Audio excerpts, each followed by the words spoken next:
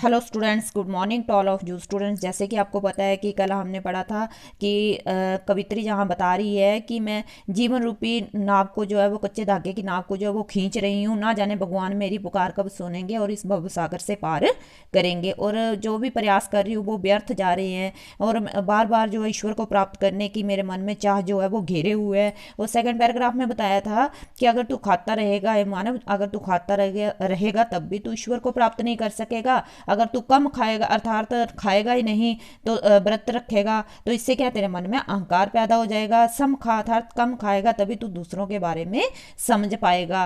तो मतलब संभावी होता है समानता की भावना, जो है वो दूसरे के बारे में समानता की भावना रख पाएगा। खुलेगी संकल्प बंद द्वार की अर्थात तेरा मन जो है वो मुक्त हो पाएगा। तो आओ आज हम थर्ड पैराग्राफ में पढ़ते हैं कि कवित्री क्या कहती है। बोलते आई सीधी राह से गई न सीधी राह, सूक्ष्म सेतु पर खड़ी थी बीत गया दिन आह, जेब टटोली कोड़ी न पाई माझी को दूं क्या उतराई। बोलती आई सीधी राह से गई न सीधी राह। बोलते कि जब मैं आई थी तब तो मैं सीधे रास्ते से आई थी, अर्थात जब मैं आई थी तो मेरे मन में कोई भी छल कपट नहीं था।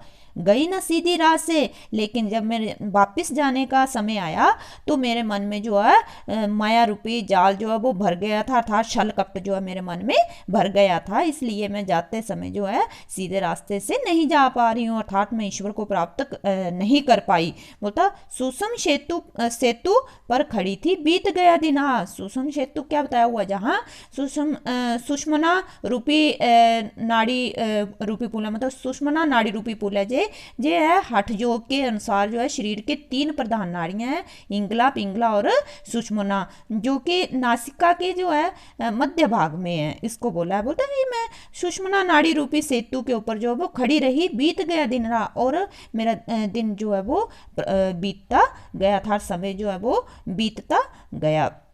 बोलती जेब टटोली कोड़ी न पाई माझी को दूं क्या उतराई। बोलती कि हे ईश्वर, जब मैं जाने लगी अर्थात मैंने अपने आप को टटोला तो मैं ईश्वर की भक्ति नहीं कर पाई थी, अर्थात मैं तेरी भक्ति नहीं कर पाई थी, और मैं अब मेरे मन में यही शंका है कि मैं जब आपके पास पहुंचूंगी अर्थात मैं ईश्वर के पास पहुंचूंगी तो उनको मैं क्या उत्तर दूंगी, अर्थात मैं माझी को क्या उतराई दूंगी। इसमें यही बताया हुआ है कि जब मैं ईश्वर के पास पहुंचूंगी तो ईश्वर को क्या बताऊंगी मैं, क्योंकि मैंने भक्ति तो की नहीं है। इसका भाव ये है कि मैंने अपना जीवन जो है व्यर्थ ही गवा दिया, मेरे पास सदकर्म रूपी मेहनत भी नहीं है, अर्थात मैंने कुछ भी जहां पर ईश्वर को प्राप्त करने के लिए कार्य नहीं किया। आगे बोलती थल थल में बसता है शिव ही, वेद न कर क्या हिंदू मुसलमान, ज्ञानी है तो स्वयं को जान वही है साहिब की पहचान। बोलता थल थल, थल थल होता हर जगह, हर जगह जो है ईश्वर का ही वास है। भेद न कर क्या हिंदू मुसलमान, हे मनुष्य तुझे हिंदू मुसलमान में कोई भी भेदभाव नहीं करना चाहिए, क्योंकि ईश्वर जो है वो हर जगह जो है बसता है।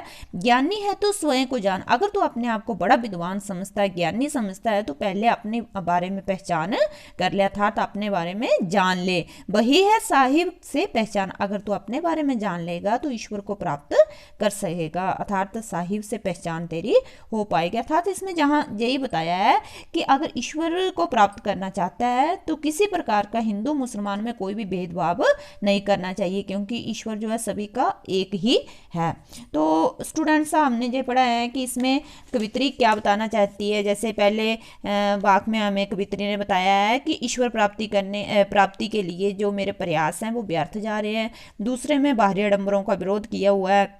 तीसरे में बताया हुआ है कि आत्मालोचन की अभिव्यक्ति की है कि वे अनुभव करती है कि भवसागर से पार जाने के लिए सदकर्म ही सहायक होते हैं। और चौथा पैराग्राफ जो है उसमें बताया हुआ है कि हमें किसी प्रकार का भी कोई भेदभाव नहीं करना चाहिए अगर ईश्वर को प्राप्त करना है। तो स्टूडेंट्स, आपने ये वीडियो जो है ध्यान से सुननी है, मैं इसकी एक फ़ोटो क्लिक करके भी भेज दूंगी, कल मैं आपको क्वेश्चन आंसर लिखाऊंगी इसके। Thank you.